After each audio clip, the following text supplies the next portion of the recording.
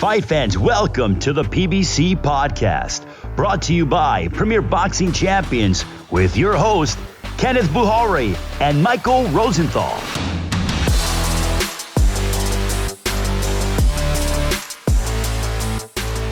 Welcome, everyone, to the PBC Podcast. I'm Kenneth Bouhairie. And I'm Michael Rosenthal, editor of USA Today's Boxing Junkie. Thank you all for tuning in once again. I'm still recovering from what was an amazing fight weekend. We're going to recap all of that. Plus, we'll look ahead to the return of Nonito Donaire Saturday night on SHOWTIME. And finally, in this week's toe-to-toe segment, we're going to list the top 5 opponents we want to see Gervonta Tank Davis face next. But first, some good bit of news as the International Hall of Fame, I should say, will welcome new inductees for 2022. Some of the notable names include Roy Jones Jr., James Lights Out Tony, Miguel Cotto, and the great Holly Holmes. Lots of big names there, Mike. Give us your thoughts on this year's class. Well, first, I think, the three men who got in were the 3 leading candidates. They were the guys who had to go in. I think Jones, for me personally, Jones, Floyd Mayweather, and Evander Holyfield were the best pound-for-pound fighters of my career as a boxing writer. Maybe Manny Pacquiao right there with them. Jones was just unbelievably fast and athletic, and he had one-punch knockout power. His gifts were just like way off the charts. I usually felt sorry for his opponents. They just had no hope of competing with him until later in his career.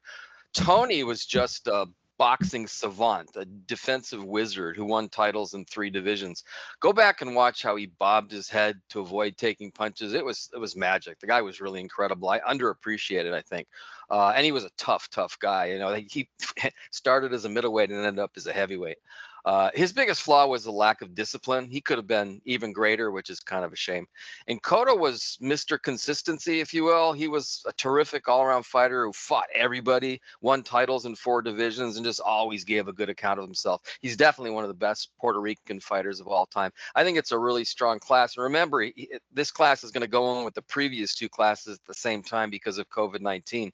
Yeah, I mean, Mayweather, Roy Jones. I mean, the list of guys going in is just crazy. I believe. Yeah. Hopkins, yeah. If you're ever going to go to like a Hall of Fame weekend, this would be the one to go to because like it's a cavalcade of stars going in. Yeah, I'm strongly considering it, assuming we don't have a fight that week. I love this class. I love almost every fighter inducted, and I truly mean that. Roy Jones, probably my favorite fighter of all time. I'll tell you something interesting. When I went to boarding school around the time I was about 11, 12 years old, and I was a huge boxing fan back then. I didn't know there was no Roy Jones as far as pound for pound lister, so I guess he was on the come up, but I had no idea who he was. And while I was in boarding school over in Ghana, my brother used to send me KO magazines and Ring magazines because I was such a big boxing fan. And this guy, Roy Jones, was like number 1. And I'm like, who is this guy? I'd never seen him fight before. Keep in mind, folks, there was no such thing as social media back then. And so I was like, who is this Roy Jones guy? So when I returned to the U.S., that was right around the time that he had the controversial. It was right before, a little before he had the controversial disqualification loss to Montel Griffin, a fight I didn't see.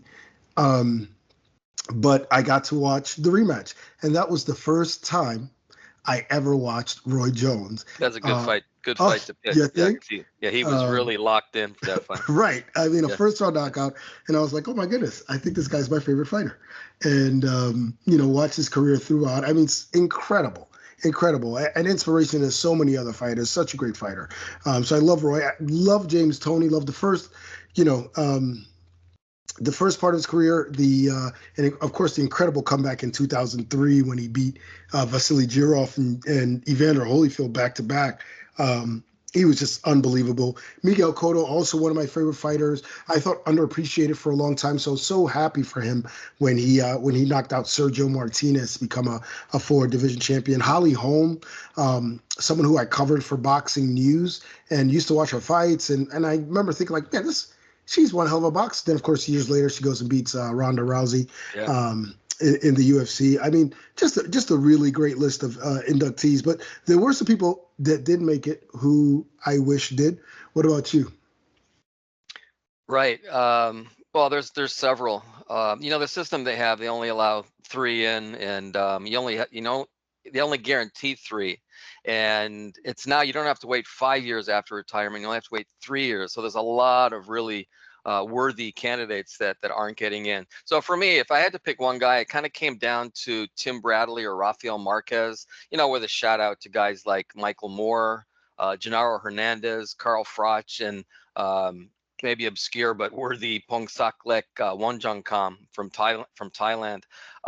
My choice sort of depends on which day you ask me, but I went with Bradley today. The sheer number of victories over big name opponents is pretty convincing. Just listen to this. And a lot of these were in succession. Miguel Vasquez, Junior Witter, Edner Cherry, Kendall Holt, Nate Campbell, Lamont Peterson, Devin Alexander, Yoel Casamayor, Manny Pacquiao, Ruslan Provodnikov, Juan Manuel Marquez, and the last fight wasn't even close. You get the idea. I think Bradley is a little underappreciated. I honestly don't think you can keep him out of the Hall of Fame long term. Yeah, I agree with you. I remember the first time I ever saw Bradley, again, writing for Boxing News, was when he was on Showbox, and he fought someone named Manuel Garnica, I believe. And he dropped this guy. I mean, it was with that Joe Louis 6-inch punch or 1-foot punch or whatever.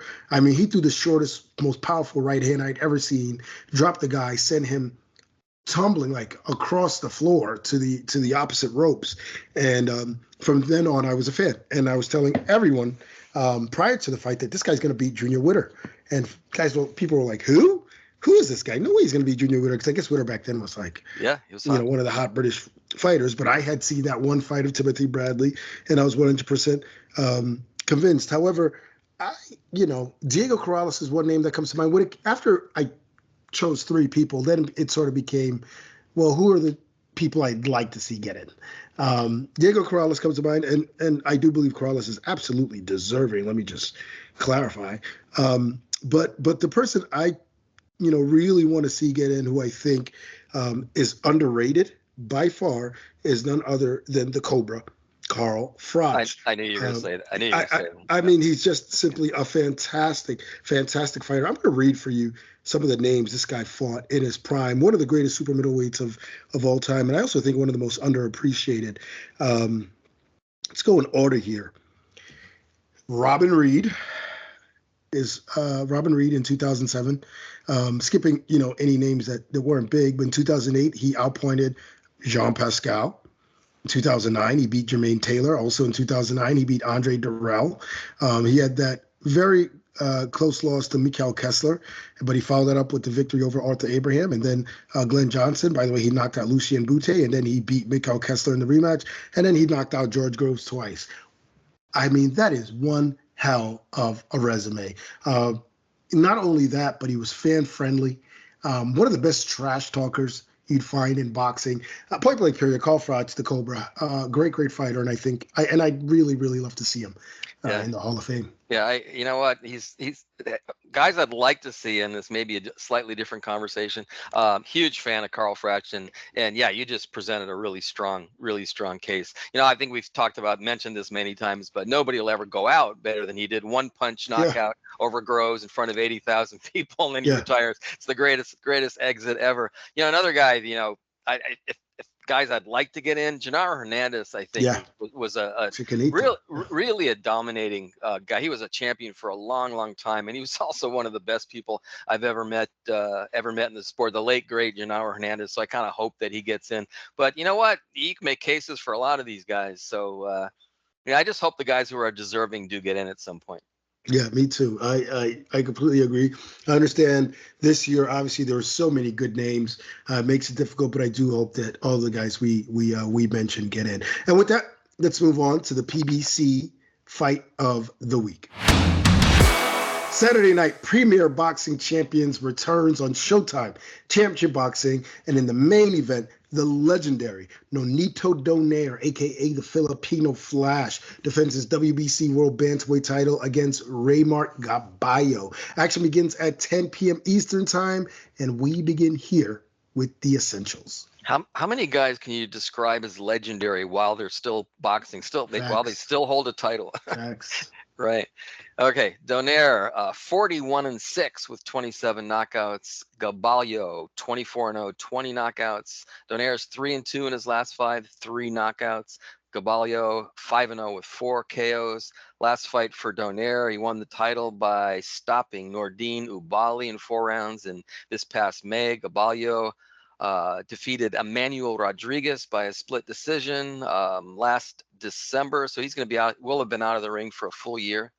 57% knockout ratio for Donaire, 83% for Gaballo.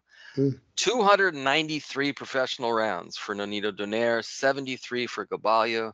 Donaire is 39, he just turned 39 earlier this month. No, last month, I'm sorry. Gaballo is 25. Donaire turned pro 2001, 2 decades in the sport. Gaballo 2014. They both fight from an orthodox stance. The dimensions are very close: 5'7" for Donaire, 5'6" for Gaballo, 68.5-inch reach for Donaire, 68 for Gaballo. They're both Filipino, but Donaire has lived in the United States for a long time. I believe he lives in Vegas. Really interesting. Some of those stats that you just mentioned.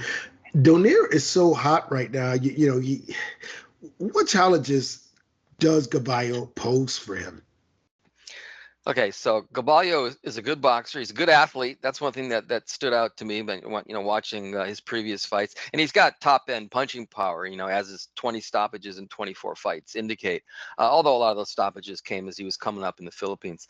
Now, that said, I'm going to be honest, I really don't see how he could win this fight. I thought Gaballo was outboxed by Rodriguez in his last fight, and I'm not alone. Although Rodriguez is a really good boxer, so there's no great shame in that. It just wasn't too difficult for Rodriguez to hit Gaballo, which might not bode well against a puncher like Donaire. And Gaballo couldn't hurt Rodriguez either when he did connect. Now I'll add this though. I'm guessing that the Rodriguez fight was a good learning experience for Gaballo. He'd probably be a better fighter, going forward. And he's obviously capable of hurting his opponents. I think his best chance in this fight is to catch Donaire with something big and then just follow up and take him out.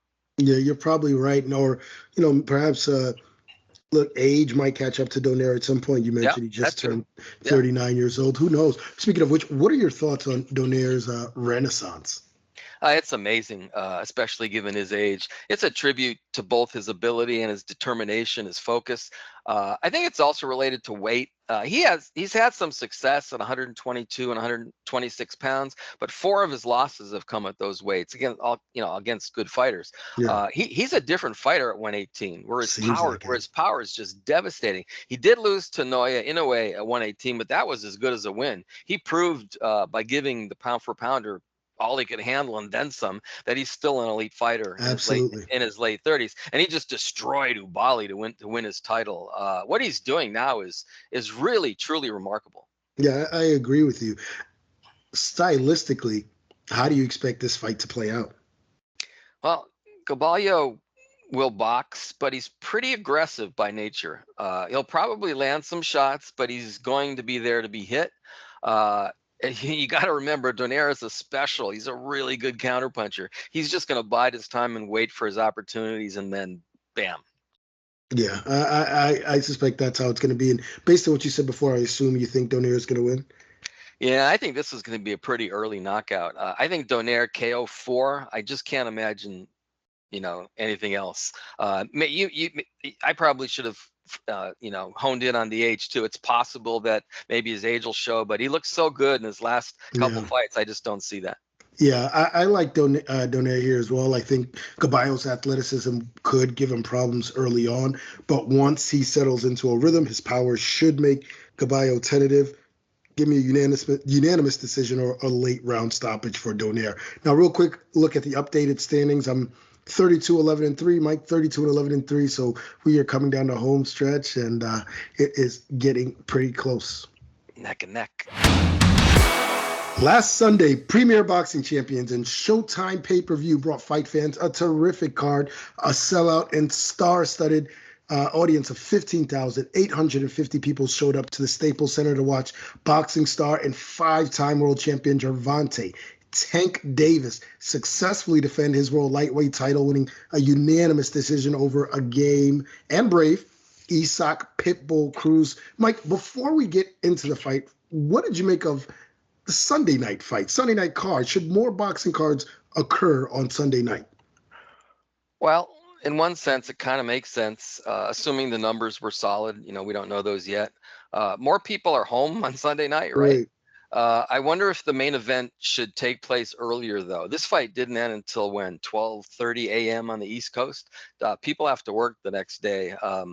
I guess the numbers will dictate whether we'll see more Sunday night fights. I would just have the main event go off maybe an hour earlier. Yeah, I could see that. Look, I loved it. And it's not the first one. Jesus Ramos headlined a Sunday Fox card. So did David Morrell. Ugas versus Ramos last year. Of course, Caleb Plant won his first world title against Jose Uzcategui on Sunday night on FS1. That fight drew about 1 million viewers. But to your point, this was the first pay-per-view card on a Sunday night that we've seen. And I think there is an audience for Sunday night fights. I'm sure there'll be some tweaks, of course, in the future, but I certainly enjoyed it. Now, you and I were both in the arena. It was really lively in there. Let's get to the fight, though. What were your thoughts on the action? It was a really good fight. Closer than I thought it would be, closer than most people thought it would be. I wasn't 100% clear on how good Cruz was going in. I knew he was good. I knew his style. Now I have a better handle on how good this guy is. I expected a good fight for a while. I figured Davis would figure him out, land some hard shots, hurt him, and then stop him in 8 or 9 rounds, as I said last week. Well, that didn't happen. We didn't know for sure who won the fight until the scores were announced. That's how close it was. The drama was thick before, during, and after. That's for sure. I enjoyed it a lot. It was a great night. Yeah, I thought it was a great fight. I didn't score it, unfortunately. I didn't get the sense it was that close, but it was certainly close enough. Very, very competitive. What were your thoughts on Davis's performance? I thought it was a strong performance, given what Cruz brought into the ring and the fact Davis injured his hand in the middle of the fight, which Cruz himself said that he noticed around that time. Just to fight a guy like Cruz with only one good hand was an accomplishment. To do what it took to win the fight, he jabbed, he moved, turned, as Floyd Mayweather described it, using his left as sparingly, was particularly impressive. I thought. I think he looked human after 16 straight knockouts going into the fight, which has affected the way he's perceived, at least to some degree. I'm not sure that's fair. I thought he won the fight, which is the ultimate goal. Yeah. I agree with you. And I thought he looked really, really good. I thought he showed a lot of different facets to his game. And also the way he dominated that 12th round with one hand, I think kind of told the story as far as how good he was and how dominant he could have been if he had just simply boxed and moved. He probably could have won 12-0. Speaking of, what about the scorecards? I mean, some people are saying this was a robbery. What was your take? Yeah, people throw that word around too much. A lot. It wasn't a robbery. I scored it 115-113, which is 7 rounds to 5, but it could have been, to me, it had the feel of 115-113 or 116-112 for Davis. So 7 or 8 rounds. I thought it was pretty clear. I was impressed with the pressure Cruz applied, but I thought Davis outboxed him and he punched more accurately. According to CompuBox, he landed 40% of his power shots, which is a pretty high number. I certainly wouldn't say it was a dominating performance by Davis. I mean, Cruz was just a beast, but I just thought it was pretty clear that he won the fight. Yeah, I'm with you on that. Who would you like to see Cruz face next? The first name that popped into mind was Rolly Romero, who was supposed to have fought Davis. I mean, who knows? Maybe Davis fights Romero next. If he doesn't, I think Romero-Cruz would be a great matchup. Or maybe Romero fights Michel Rivera. They're ranked numbers 1 and 2 by the WBA. So maybe that fight happens. So it's interesting how these things play out. You just don't know. Yeah. Anyway, the bottom line is that Cruz just made himself a player at 135 pounds. He's a legit opponent for anyone. He just needs to wait and see how he fits in. Yeah, absolutely. I just put this kid in with anybody. One, he's fan friendly, TV friendly type of fighter, and he brings it. And he's a great test for any of the top lightweights. I like the Rolly match as well. Michel Rivera is another young fighter that's out there. Give me any of those guys with Rolly. I'll be happy to see it. Of course, we're going to talk about who Tank should fight a little later on in the show in toe-to-toe. Let's move on to the co-feature. Sebastian Fundora winning a 12-round unanimous decision over the previously unbeaten Sergio Garcia of Spain. This was a WBC 154-pound title eliminator. So Fundora is closing in on a big fight, possibly a world title fight. What did you think overall of the action here? Well, you know what? To be honest, it was an okay fight in terms of the action. I think Fundora said afterward that he wanted to do a little bit of boxing to show people that he could also box, and that's sort of what he did. He had a tough time with Garcia. It was a little bit more aggressive out of the box than I thought he was going to be. Halfway through the fight, I wasn't sure that Fundora was going to win. Right. But you know what? He finds ways to gain advantages over his opponents. In this case, I thought he did a pretty good job of creating some space to throw his punches. Maybe that was just taking like one small step back and then firing his shots. He finds a way to win fights, and he's been doing that his whole career. Yeah. So we'll see. I mean, I got to think he's going to continue to do that, maybe until he gets to the top level. But even then, I won't be shocked if he produces an upset or two in the near future, meaning against bigger name guys. Yeah, he has so many physical tools, like you said, the slugging wasn't working. So he just, what do you know? Could use his height and reach to outbox the guy. Who would you like to see Fundora fight next? Well, I think he's maybe at a point where he's going to fight for a championship. I don't know if it happens next fight, but it's going to happen within a couple. Let's say for a second that he doesn't get it yet. Maybe he fights a guy like Erickson Lubin. Maybe he fights a guy like Tim Tszyu. My point would be that he needs to fight a guy at that level. That's where he's at right now. And then if he can get that win, then maybe it's a championship fight after that. But like you said, he's right there.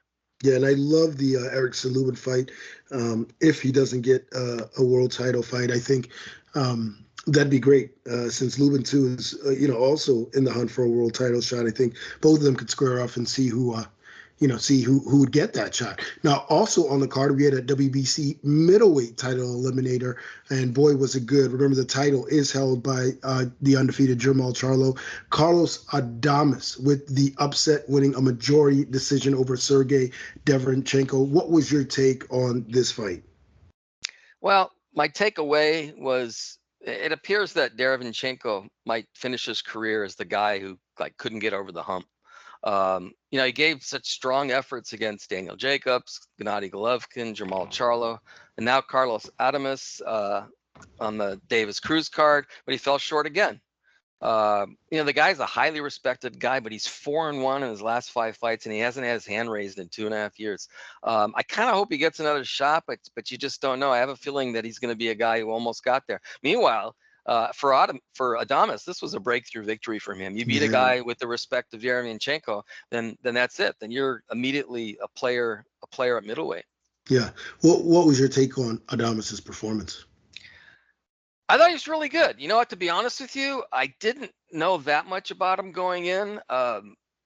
I thought he was fast. I thought he was athletic. I thought he had good skill set, a little bit of pop in his punches. I was watching this guy going, I didn't realize this guy was so good. He's a really, really good fighter. And I guess he's had some issues with discipline in the past, but he looked really locked in for this fight. It's like, okay, he's taking this seriously, and we'll see how far he goes. But I think this guy could be a really good fighter.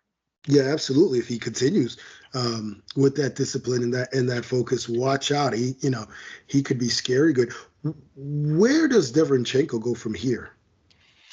Well, like I was saying before, I just don't know. He's good enough to get more opportunities, but how many losses is he going to take and still continue to get these opportunities? Yeah. I wish he'd get one. I think that he could be maybe just throw this out. I mean, maybe he's kind of become like a gatekeeper kind of guy, which is crazy given his ability. But maybe he's a gatekeeper guy who gets another big fight and then finally wins, and then he's no longer a gatekeeper, something along those lines. I mean, I don't know. I still think he's a really good fighter. He just keeps coming up just short. Yeah, I did too. I remember there was talk at one point that he may go down to 54. That never happened. I'd still love for him to try.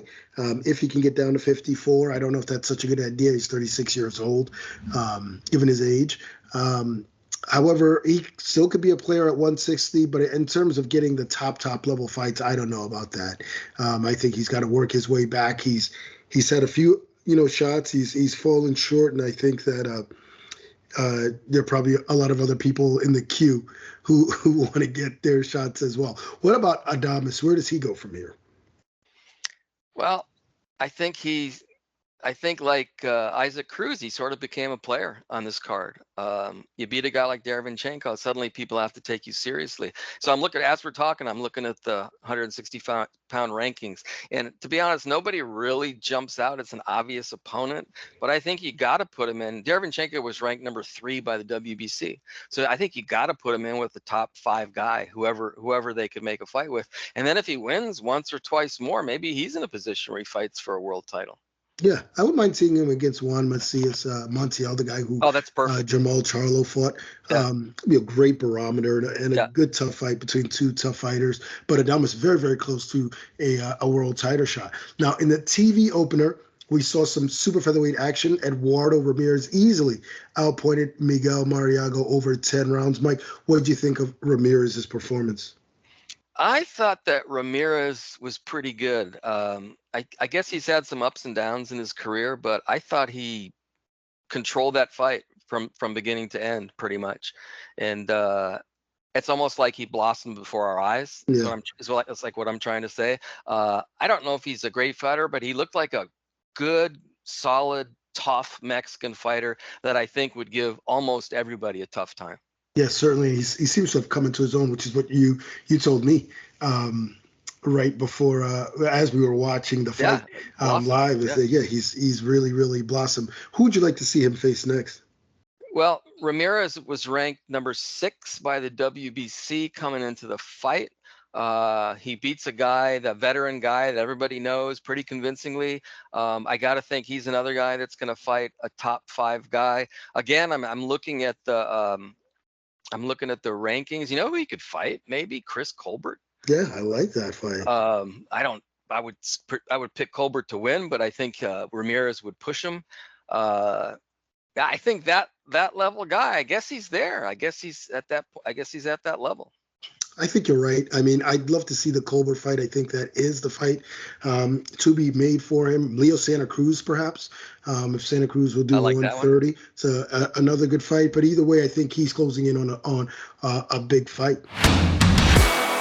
It's time for Mike and I to go toe-to-toe. And this week, we've got a pretty appropriate topic based on what we saw last weekend.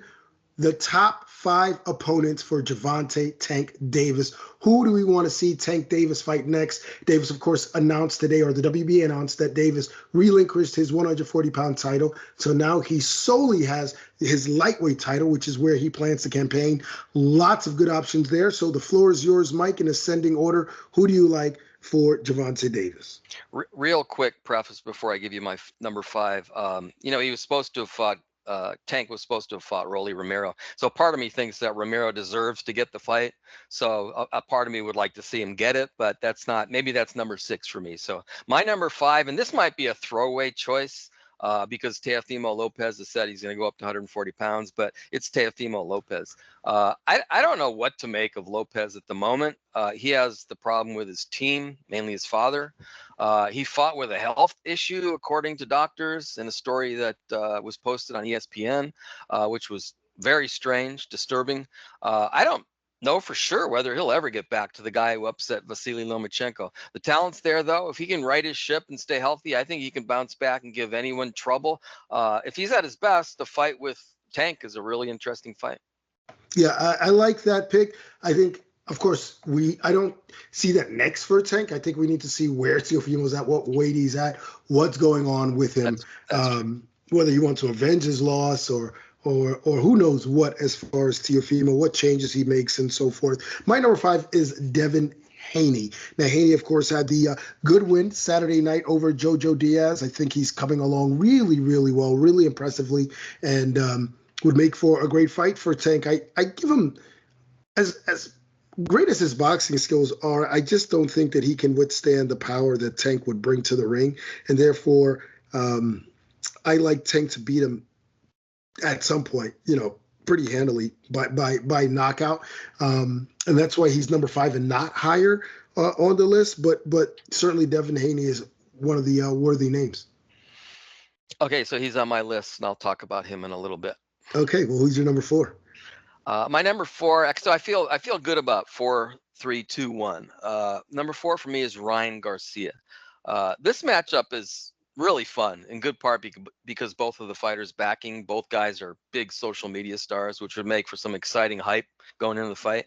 Of course, Garcia needs to get his head in the right place. If he does, he's not only a big attraction, he's also a gifted boxer. He's got power. I think his ability, his speed, the power, everything, maybe except experience. The kid has a lot going for him. He has only that one big win over Luke Campbell, so maybe experience is a weakness, if you will. Still, I think fans would go nuts over this matchup, and it's a good matchup on paper. Yeah, I like that matchup as well. We'll touch on that in a bit. My number 4 is Gary Russell Jr. Oh. I would love to see Gary Russell Jr. Against Gervonta Tank Davis, the battle of the DMV. Two guys from Maryland going at it, I think would be huge. It's a fight that obviously Gary Russell has called for a long time. You've got the brilliant veteran, the longest reigning champion in boxing going up against the hottest young champion in boxing today in Gervonta Tank Davis. Great style matchup, 2 southpaws with fast hands, great ring IQs. A mouth-watering matchup as far as I'm concerned. Yeah, I probably should have. I definitely should have thought of Russell, but I didn't. Yeah, I really like that matchup. I'm a big fan of Russell. He might be one of the 1 or 2 guys with faster hands than Tank Davis. I guess my concern for Russell would be moving up in weight to fight a guy like Tank. That's tough. And we saw what happened to Santa Cruz, although Santa Cruz is a completely different fighter from Gary Russell. And Gary Russell is such a good boxer, and he's so fast, so athletic. Yeah, it would be a really fascinating fight to watch. I love that matchup. Yeah. What's your number 3? So my number 3 is Vasily Lomachenko. Okay. I love this potential matchup because I'm just curious to see how Davis would cope with Loma's technical skills, which I think are formidable. We'll see what he has left against Richard Comey this Saturday, although I'm guessing that Lomachenko should win handily. If he's still as good as I think he is, I think he could still give the top 135 pounders all kinds of trouble, and that includes Davis. If Lomachenko fought a smart fight, unlike his loss to Teofimo Lopez, which he basically started fighting halfway through the fight, I think he could frustrate Davis, and he would have a chance of winning that fight. I will get to that in a second. Okay. My number 3 is Ryan Garcia. I love that fight. I think it's probably commercially the biggest fight that can be made among the big 135-pound names. I also think that Ryan Garcia could be the most dangerous of all the guys at 135 for Tank Davis, simply because of his size, his height, his reach, his speed. He is as fast, if not faster, and his power, incredibly powerful. And I feel like in order to beat Tank Davis, you might have to take him out with one shot. And Ryan Garcia might be the only person capable of doing it. That's why he is my number 3. Now, my number 2 is Vasily Lomachenko. I love that fight for Gervonta Tank Davis because Lomachenko is so accomplished and because so many people believe in Lomachenko. And I know in my heart that Gervonta Davis would be the first person to put him on his back and leave him there. I think that, it's very easy to say that if only he would do what he did in the second half against Teofimo for Tank Davis in the first half. I don't think that's a good idea. I don't think that's a good idea for him at all. But I must ask, Why didn't he do that in the first half of the fight against Teofimo Lopez to begin with? What was holding him back? We don't know. But, sure, go ahead. Fight Tank Davis that way. Get in there, engage a little more, and see what happens when a guy who is bigger, stronger, powerful, and faster than you is a better counterpuncher than you, and dare I say, has a better ring IQ than you. Starts hitting you back. Yeah, you don't know, but we will find out when that happens. Because to tell you the truth, Vasily Lomachenko, your best win was Gary Russell when he was barely a prospect many, many years ago, and you've never encountered anyone like Gervonta Tank Davis. And I think that there is a myth surrounding Mr. Vasily Lomachenko. I hate to go off course, but it's something I was talking about with my friend, in that I asked my friend, I said, ask yourself, who has a better resume, Jermell Charlo or Vasily Lomachenko? And when you look at the names, you realize, man, not only does Jermell Charlo have a better resume, it's really not that close.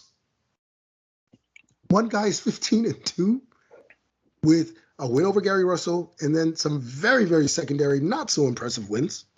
And the other guy is 31-1 with one draw, with a litany of victories from his prospect days still today, beating champions, top contenders, you name it. Heck, Jermell Charlo. So there's a certain myth surrounding Vasily Lomachenko, and it's interesting because Teofimo destroyed that myth, and yet it still lingers to this day. So I want Gervonta Tank Davis to end it once and for all, and that's why Lomachenko is my number 2. That's an interesting take. Tank. That was a weird response. I think interesting take, not tank. I'd love to see the fight more than ever. I'm not sure anybody in boxing has a better ring IQ than Lomachenko. Lomachenko's resume, a good part of his resume was when he was an amateur. That's what sort of made him who he is. So yeah, he hasn't had very many professional fights, but he's been in the ring with a lot of really good fighters. On the other hand, one of my many weaknesses is that it's hard for me to let go of once great fighters, although you might dispute that he was ever great. But it is hard for me to let go of once great fighters. It's like I really need to know for sure that guys are done before I accept it. That kind of thing. Maybe it's a nostalgia thing or something. And also, I've never seen Lomachenko get destroyed by anybody, so it's kind of hard. It's kind of hard to imagine something like that until you've seen it. He's never faced anyone remotely close to Gervonta Tank Davis. I guess, but Gary Russell's a special fighter. Gary Russell. Gary Russell was coming off fighting someone who had like 16 losses. That Gary Russell was barely a prospect. Yeah, but so was Lomachenko. Okay. Yeah, so they were both really young fighters. But anyway, listen. I'm more excited. Davis is 27 years old and a 3-division world champion who is faster, bigger, more powerful, and stronger. And if you believe if Lomachenko has a better ring IQ, which I absolutely do not, can't be that much better. No. I think does Lomachenko have better ring IQ than Teofimo Lopez? Well, now I think so. But what happened when they fought then? I don't know what happened in the first half of that fight. To be honest with you, I really don't know. But as I said last week, I think Tank has one of the best ring IQs in the sport. But I think that Lomachenko. I've thought for a long time that Lomachenko has the best. If he had such a great ring IQ, what happened in the first 6 rounds against Teofimo? I don't know. You know what? It seems to me that actually there has been some talk, but I can't think of what it was. But I don't know. Maybe he had too much respect for Lopez. Maybe he didn't think he had to. I don't know. If he had too much respect for Teofimo Lopez, good Lord, what would he do in the ring against Gervonta Tank Davis? Well, he wouldn't start fighting in the 7th round. That's for sure. Even if he risks getting knocked out, I guarantee he won't just not throw punches in the first half of the fight. That could lead to his demise, but I can guarantee you that it wouldn't happen. Hey, listen, that's a fascinating matchup. I hope that somehow, some way that it happens. It would be fantastic. We'll see. We shall see. Yeah. I am very, very much eager for it. It looks like, did you mention your number 2? No, not yet. Go for it. So my number 2 is the aforementioned Devin Haney. I think Haney is the second best lightweight in the world after Tank. So this would be, in my mind, this would be a battle between number 1 and number 2, which is always attractive. Haney didn't overwhelm Jojo Diaz the other night, but I thought he controlled the fight, as he always does. I think he's a special, gifted boxer. So is Davis, who also has a big edge and power. I think it would be a chess match for a while, but would eventually evolve into a give and take fight, which should make the fans happy. I'd pick Davis to win because of the power, but I think Haney is loaded with talent. It would be a tough fight for Tank. Yeah, I think Haney needs more time. Obviously, I have him lower on the list.